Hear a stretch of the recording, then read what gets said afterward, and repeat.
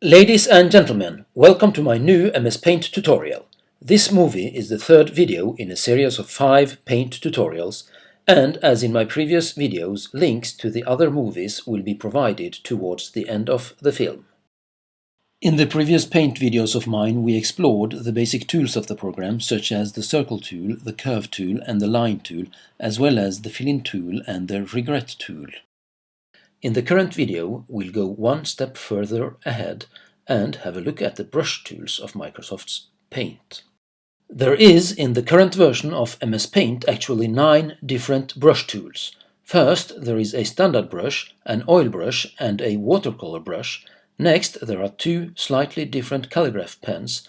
Then there is an airbrush or a spray can, and finally a crayon, a broad marker and a pencil.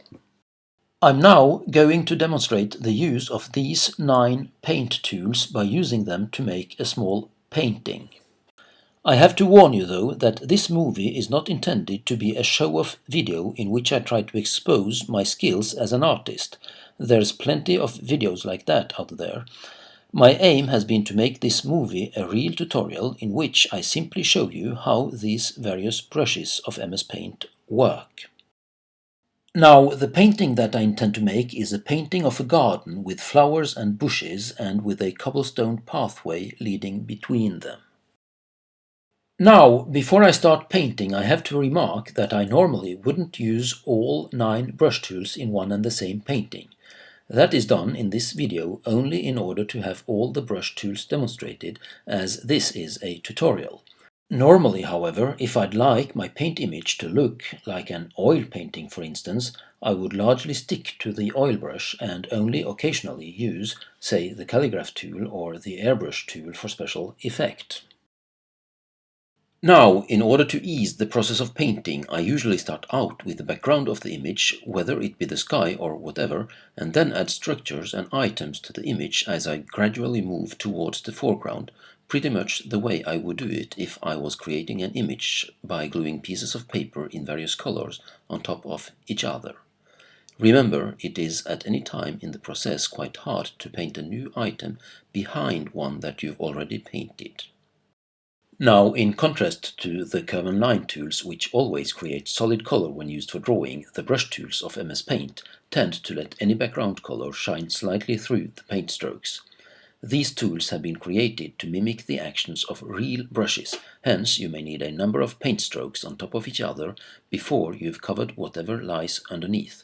In order to make it easier to cover the white background of our paint document, therefore, I start out with using the fill-in tool to make the entire image blue, thus allowing myself to paint the blue sky upon a blue background, limiting the number of strokes that I need from the oil brush.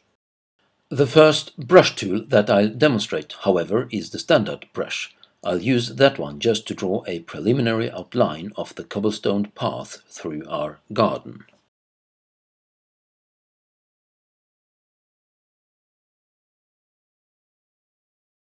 Next, we've come to the oil brush, though you've already seen it briefly in action. Now select the blue color once more, as we're going to paint with blue upon blue. To get a nice looking paint stroke effect, however, I want to use a slightly darker blue color than the background one. The number of colors in the standard color palette is limited, but just to the right of it there is a button that opens a color editing menu. The color edit menu has a basic color palette to the left, where you'll find a number of additional colors along with those of the standard color palette. Now, the right half of the color edit menu is where you compose or select your very own colors, your custom colors. This part of the menu has a color diagram from which you may select colors, and then there is a brightness adjustment bar that allows you to adjust how bright or dark you want a selected color to be without otherwise altering it.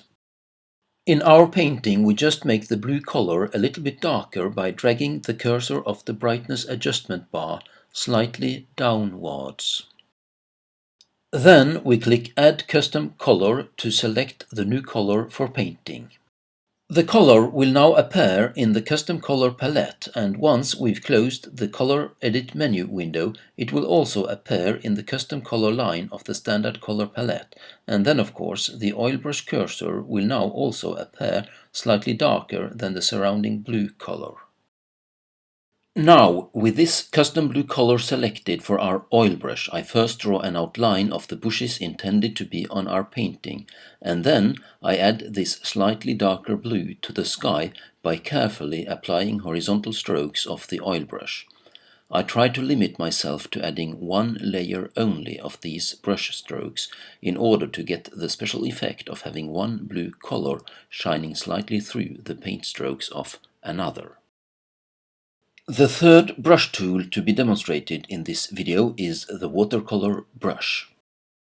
I now use this brush tool to paint some clouds on the sky that I just painted.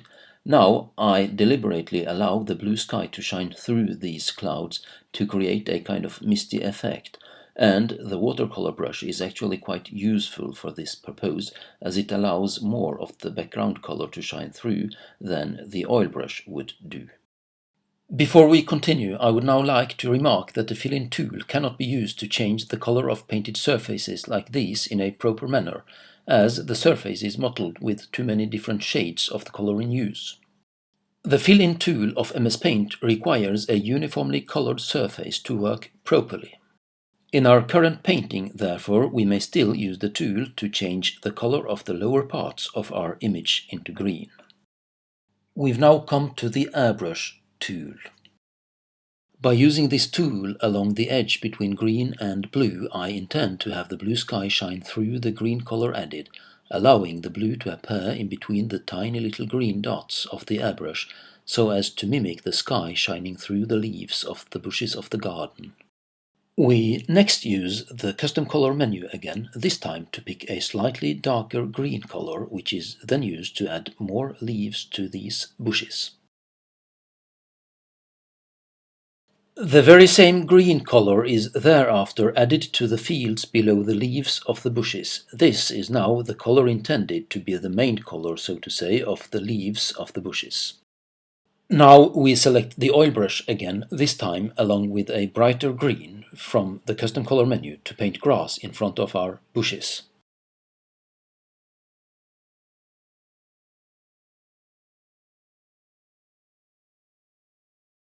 The next tools to be demonstrated are the two calligraphy pens. The two are quite similar in action, with only a very slight difference in between them. Pen number 1 is broad when going diagonally from upper left to lower right, and slim when going from lower left to upper right. Pen number 2 works the opposite way.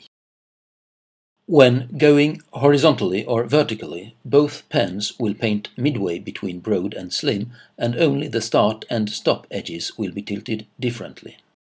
In order to have both calligraphy pens demonstrated, I now paint the stem and the branches of one bush with pen number 1 and those of the other bush with pen number 2. Next, I use the airbrush with a rather narrow line selection to add a strip of bright green along the edge between the green of the grass and the green of the bushes, so as to make this transition look more like growing grass. With the airbrush still at hand, I next pick a rather dark green color using the color edit menu again, and then I use this green color to add even more leaves to our bushes. This time I move the airbrush along the bush branches so as to make it look like leaves on the branches. I deliberately allow the leaves to partially cover the newly painted bush branches. Before I demonstrate the next tool, I use the fill-in tool to switch the color of the garden path into white. We're now going to have a look at the actions of the crayon. I use the crayon to draw grey upon the white. This creates an effect where the white shines through the grey in a mottled manner, giving the stony or gravel-like appearance that I've been looking for. Now back to the oil brush for a brief moment, which I use to broaden the edges of the garden path, thereby covering the transition between green and grey. Let's now have a demo of the pencil brush tool, as I use that one to draw a flower on the lawn in front of the bushes. Again, a number of layers may be necessary to cover the green color of the lawn or whatever is underneath the object that you're drawing.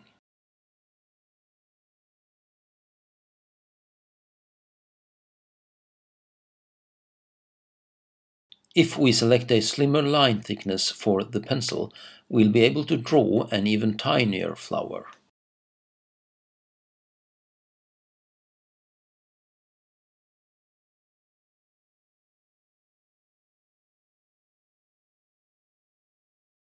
The last brush tool to be demonstrated is the broad marker.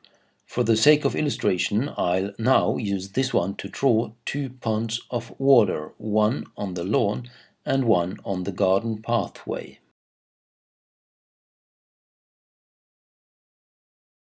Now, in order to elevate just a little the mood of our painting, I'll add a little more leaves to the bushes, this time in a citrus green color. As we're now approaching the end of this video, let's repeat some of the stuff by using some of the techniques just described to paint a background onto this house drawing from my previous video.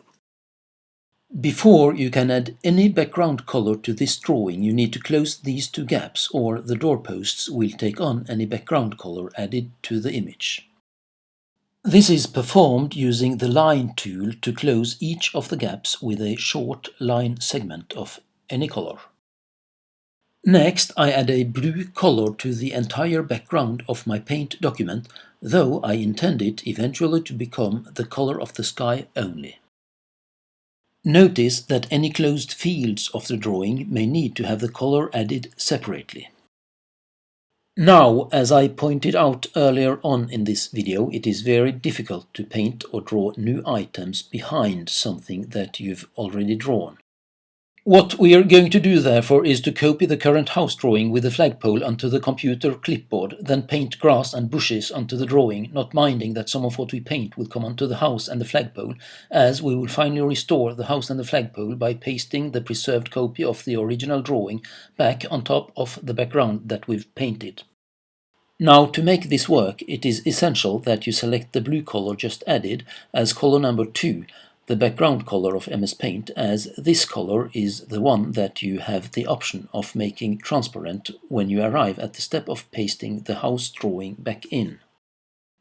So now start out with making a copy of the image as it currently is. It may actually at this step even be wise to save an additional copy of the image to the file system of your computer, in case the copy kept on the clipboard should be lost for some reason or other. Believe me, that occasionally happens. Next, use the spray can to make a dark green outline of some garden bushes, as we did for the garden painting that we just made. Make sure the density of this outline is sufficient to block the green later added beneath from finding its way through the outline and spill onto the blue sky above. Then add solid green color beneath this airbrush outline. Thereafter use the airbrush again, though with a new green color from the custom color palette to paint the edge between grass and bushes onto the drawing. Never mind that some of what you paint comes onto the house and the flagpole. As I said, the house and the flagpole will be restored later on. Next, add solid green color once more to the bottom part of the drawing. Now there remains some dark green that shines through the lawn just beneath the airbrush outline, and this is removed using the oil brush. One of the calligraphy pens with a nice brown color from the basic color palette is next used to paint branches onto the garden bushes.